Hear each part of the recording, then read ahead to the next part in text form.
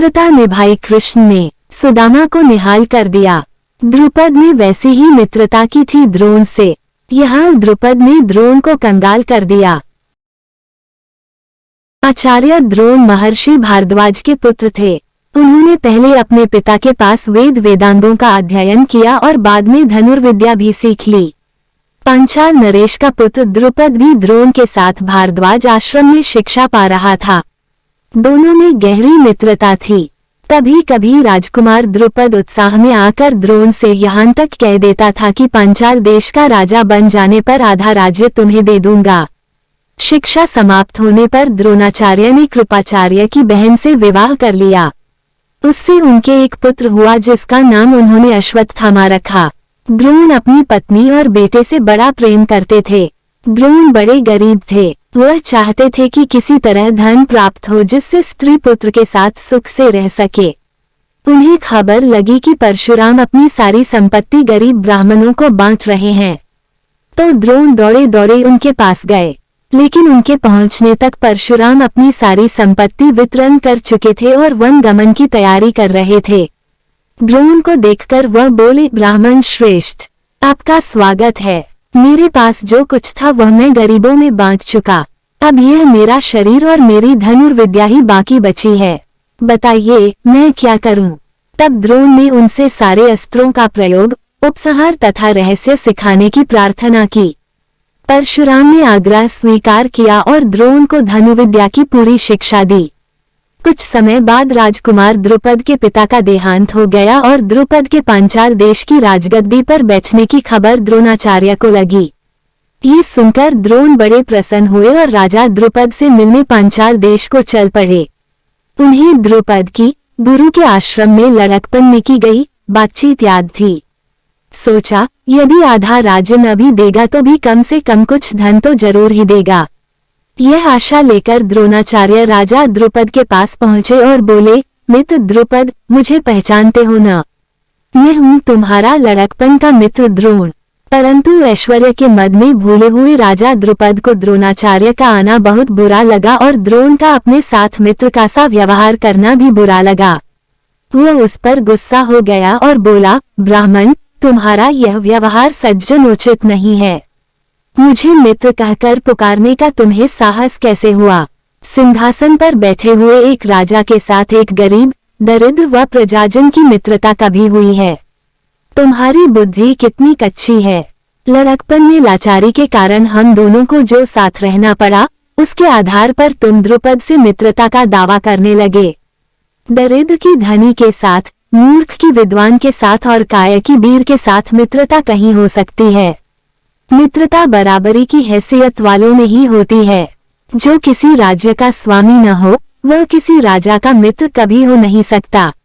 द्रुपद की इन कठोर गर्वोक्तियों को सुनकर द्रोणाचार्य बड़े लज्जित हुए और उन्हें क्रोध भी बहुत आया।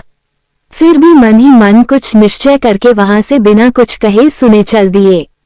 वो हस्तिनापुर पहुंचे और वहां अपनी पत्नी के भाई अपने साले कृपाचार्य के यहाँ गुप्त रूप से रहने लगे।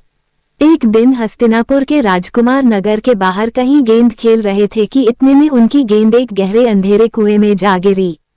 युधिष्ठिर उसको निकालने का प्रयत्न करने लगे तो उनकी अंगूठी भी कुएं के हवाले हो गई। सभी राजकुमार कुएं के चारों ओर खड़े हो गए और पानी के अंदर चमकती हुई अंगूठी को झांक झांक कर देखने लगे। इतने में काला काला सा एक ब्राह्मण उधर से आ निकला और कुछ देर तक राजकुमारों का ये खेल देखता रहा। इसके बाद उनसे बोला, राजकुमारों, तुम क्षत्रिय हो, भरतवंश के दीपक हो, तुम लोगों से इतना भी नहीं हो सका कि एक गेंद कुएं से निकाल सके। बोलो, मैं गेंद निकाल दूं तो तुम मुझे क्या दोगे? ब्राह्मण श्रेष्ठ, यदि आप गेंद निकाल दे तो कृपाचार्य के घर में आपके भोजन का प्रबंध किया जा सकता है। युधिष्ठिर ने हंसते हुए कहा। तब द्रोणाचार्य ने मुस्कुराते हुए पास में पड़ी हुई एक सीख उठा ली और उस पर मंत्र का प्रयोग कर उसे पानी में फेंका। सीख गेंद को ऐसे जाकर लगी जैसे तीर और फिर इस तरह लगातार कई सीखे मंत्र पढ़ पढ़कर वे कुएं में डालते गए। सूंकें एक दूसरे के सिर से चिपकती गई। जब आखिरी सीख का सिरा कुएं के बाहर तक पहुंचा तो द्रोणाचार्य ने उसे पकड़कर खींच लिया और गेंद बाहर आ गई। सब राजकुमार आश्चर्य से इस ब्राह्मण का करतब देख रहे थे। जब गेंद निकल आई तो मारे खुशी के उछलने कूदने लगे। उनके आनंद को सीमा न रही।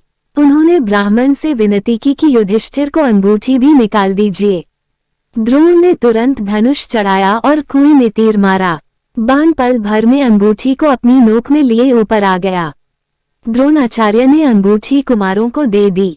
ये चमत्कार देखकर राजकुमारों को और भी ज्यादा अचरज हुआ। उन्होंने द्रोण के आगे आदरपूर्वक सिर नवाया और हाथ जोड़कर पूछा, महाराज, हमारा प्रणाम स्वीकार कीजिए। हमें अपना परिचय दीजिए। आप कौन हैं?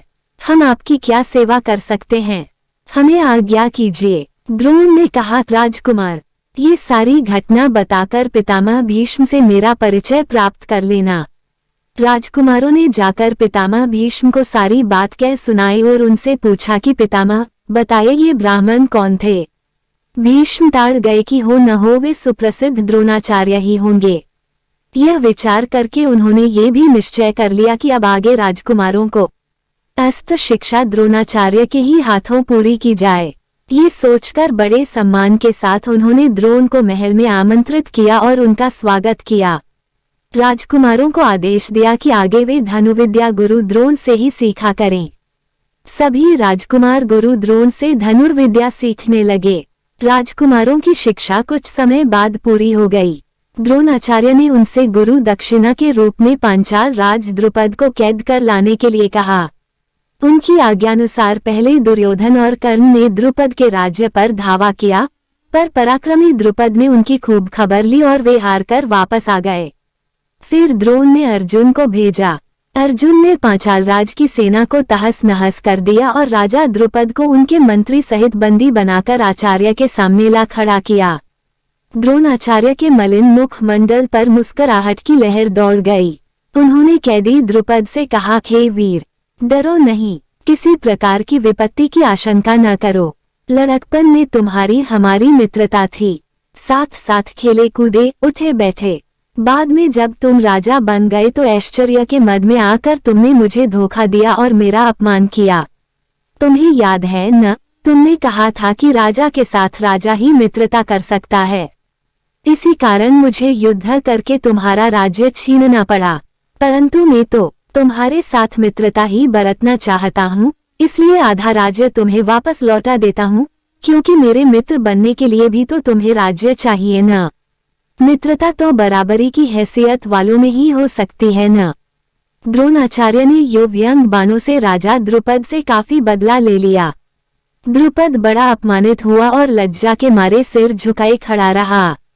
द्रोणाचार्य का भी जो भर आया और उन्होंने द्रुपद को आधा राज्य भी लौटा दिया और बड़े सम्मान के साथ विदा किया।